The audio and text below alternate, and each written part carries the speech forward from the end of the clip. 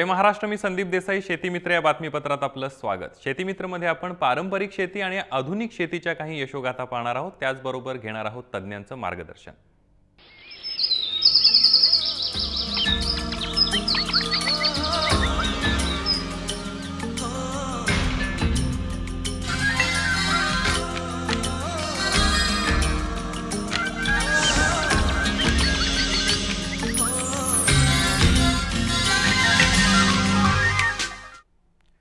कोरडवाहू शेतात पाण्याच्या योग्य नियोजनाच्या जोरावर एका महिला शेतकऱ्यानं फुलवली आहे फुलशेती. हिंगोलीच्या नंदा बांगर यांनी ही किमया साधली आहे. नंदा बांगर आपल्या फुलशेतीतून वर्षाकाठी 5 लाखांचं उत्पन्न मिळवत आहेत.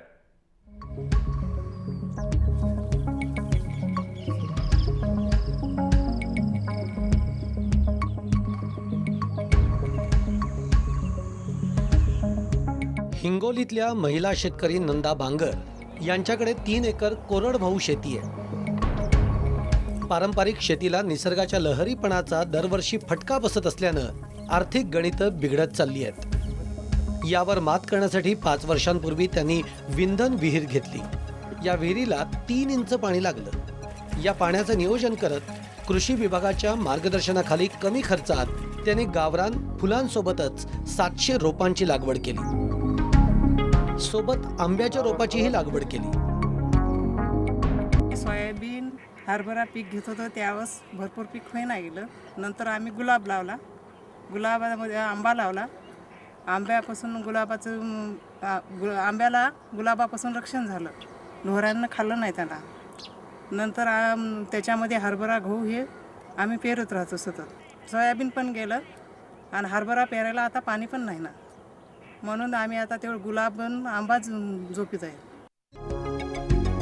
या फुलशेतीवर योग्य औषधांची फवारणी, योग्य मशागत, गांडूळ खतांचा वापर, पाण्याच्या नियोजनासाठी ठिबक सिंचनाचा वापर यामुळे शेती अधिकच बहरत गेली. गुलाब फुलांच्या विक्रीतून नंदा बांगर यांना महिन्याला 30 ते 40 हजार रुपये उत्पन्न मिळतं, तर वर्षाकाठी त्यांना 5 लाखाचं उत्पन्न मिळतं. गुलाबाचं आता निघालेलं माल कसं आहे 30-40 हजार रुपये आम्हाला महिन्याला भेटायले त्याच्यामध्ये. बाकी आता दुसरं काही नाही, पाण्यापासूनच त्याला सांभाळायचं काम आहे. आता आम्ही हिंगोलीच्या मार्केटमध्ये देतो त्याला.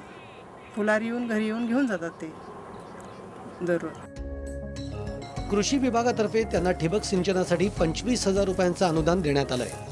रोजगार हमी योजनेतून आंब्याची रोपंही त्यांना कृषी विभागानं दिली आहे. कृषी विभागाकडनं हे पुष्पोत्पादन लागवडसाठी मार्गदर्शन करण्यासाठी प्लॅन्टेशन वगैरे दुसरे फुलं लावण्यापेक्षा संकरित हे गावरानी पुष्पोत्पादन लागवड केल्यानंतर कमी खर्चामध्ये चांगल्या प्रकारे उत्पादन मिळेल या दृष्टिकोनातून नंदाबाई यांना मार्गदर्शन करण्यात आले आहे. पारंपरिक पिकांना बगल देत महिला शेतकरी नंदा बांगर यांनी फुलवलेली फुलशेती निश्चितच प्रशंसनीय आहे. यांचा आदर्श जर इतर शेतकऱ्यांनी घेतला तर निश्चितच पारंपरिक पिकांना फुलशेतीचा पर्याय सुद्धा मिळू शकेल. बालाजी पाठक, जय महाराष्ट्र, हिंगोली. सोलापूर जिल्ह्यातला पंढरपूर तालुका हा बागायती तालुका म्हणून ओळखला जातो. त्यातही नदीकाठची शेती म्हटलं की शेतकरी ऊस सोडून दुसऱ्या पिकाकडे सहसा वळत नाही. मात्र हे नेहमीचं पीक सोडून रमेश सुरवसे या युवा शेतकऱ्यानं पपईची लागवड केली आणि फळशेती हा ऊसाला चांगला पर्याय असल्याचं सिद्ध केलंय. पंढरपूर तालुक्यातील रांजणी गाव तसं सधन.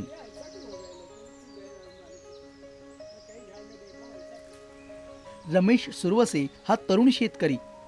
याला तशी 20 एकर शेती, त्यात सगळीकडं ऊसाचीच लागवड केलेली.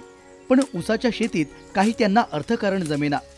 कारण 16-17 महिने ऊस सांभाळायचा आणि गाळपाला आला की दरासाठी दरवर्षी कारखान्याकडे डोळे लावून बसायचं. शेती हा त्यांच्या आवडीचा विषय असल्यानं ते मातीत मनापासून राबतात. जगाचा कानोसा घेण्याची वृत्ती असल्यानं आपण नवीन काय करू शकतो याचाही ते सतत पाठपुरावा करत असतात. अशीच त्यांना पपईच्या शेतीबद्दल माहिती मिळाली.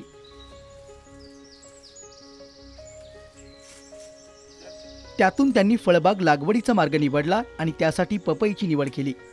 सर्व विचार करून त्यांनी आपल्याकडच्या 20 एकरमधील 2 एकर जागेत जानेवारी महिन्यात ऊसाचं रान मोडून त्या ठिकाणी पपईची लागवड करण्याचा निर्णय घेतला. पहिलं ऊसाचं क्षेत्र जास्त होतं. ऊस परवडणं गेल्यानंतर हे रान कोरोना गेल्यानंतर नवीन काय तर लावावं असं डोक्यात कल्पना आली.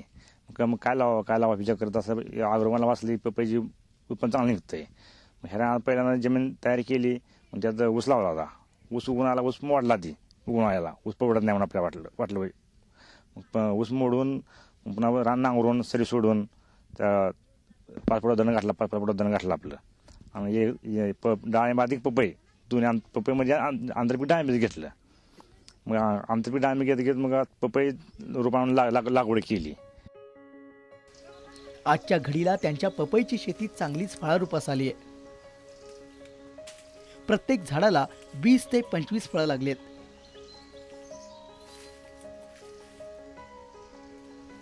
सध्या 1-2 किलोपेक्षा अधिक वजनाच्या पपया झाडाला लगडल्या असून त्यांची काढणी सुरू आहे.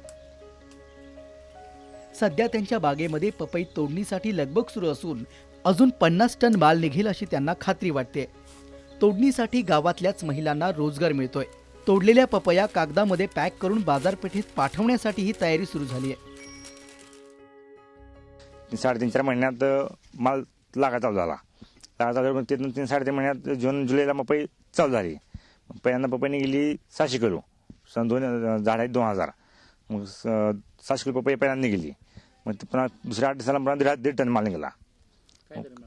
त्या पहिला मिळाला 12 रुपये दर पहिल्या 600 किलोला. मग पुन्हा जेव्हा 1.5 टन काढला तेव्हा दर मिळाला 13 रुपये. मग दर पण मला वाढत आतापर्यंत जो एका तोडणीला 7 ते 8 टन माल निघतो. 10 ते 15 रुपये दर मिळतो सरासरी. त्यांना आजपर्यंत जवळपास 4 लाखांचं उत्पन्न यामधून मिळालंय. अजून बागेमधील फळांची संख्या पाहता 5 लाखांपर्यंत त्यांना उत्पन्न अपेक्षित आहे. आजपर्यंत लागवडीसाठी त्यांना 1 ते 1.25 लाखांपर्यंत खर्च आलाय. पाण्याची बचत करण्यासाठी त्यांनी पपईला ठिबक सिंचन केलंय. उन्हाळ्यात जमिनीत ओलावा टिकून राहावा यासाठी पपईच्याच झाडाच्या वाळलेल्या पानांचा वापर करत झाडांच्या बुंद्याभोवती आच्छादन केलं होतं.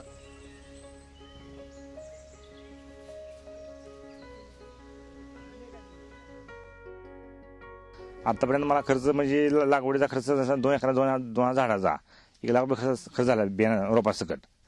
मग माझं उत्पन्न आतापर्यंत 30 टन माल निघालाय प्लॉटमधनं. साधारण 12-13 रुपये जरी मिळत 4-4.5 लाखापर्यंत उत्पन्न निघाले माझं. मग अजून साधारण 40 ते 50 टन माल बागेत निघेल. या भागातील पपई गोड आणि वजनदार असल्यामुळं मुंबई आणि उत्तर भारतात याला चांगली मागणी आहे. आणि त्यामुळं व्यापाऱ्यांनाही चांगला दर मिळतो असं व्यापारी सांगतायत. व्यापाऱ्यांकडून जागेवर पपई उचलली गेल्यानं शेतकरीही मिळणाऱ्या दरामध्ये समाधानी आहे. यहाँ की पपई की खासियत ये है कि यहाँ पे हर साइज मिलता है, क्वालिटी अच्छी रहती है और ये जब बासी जाता है तो खाने में अच्छा रहता है. और इधर का पपई मीठा रहता है. हर जगह पपई रहता है, बेंगलोर हुआ और अपना जलगांव हुआ, हर जगह का रहता है, लेकिन इधर का साइज अच्छा रहता है. शाइनिंग की वजह से पपई अच्छी महंगी बिकती है. जिसमें पट्टा दिखेगा अच्छा रहेगा, जो इंसान को खाने में स्वादिष्ट आएगा, आदमी वही खरीदी करता है. शेतीत आत्मविश्वास येण्यामागचं पिकाचं शास्त्रशुद्ध ज्ञान, नियोजन आणि मेहनतीची तयारी हवी. पिकासाठी हंगाम, रोग, कीड, कीटकनाशकं याबाबत माहिती तसंच बाजारपेठेचा अभ्यास असल्यास शेतीत तोटा होण्याचे धोके कमी होतात. एकच एक पीक घेऊन चालत नाही. एका पिकाला नुकसान झालं तर दुसऱ्या पिकानं साथ द्यायला हवी. वेगवेगळी पिकं, रस्ते, मजूर, बाजारपेठा आणि उपलब्धता यांचा अभ्यास शेतीत सतत असायला हवा. हिम्मत हरता कामा नये. प्रयोगशीलता हवी. निरीक्षण हवं. इतरांचे प्रयोग पाहावे लागतील. त्यातूनच खरी नजर येते. आत्मविश्वास वाढतो.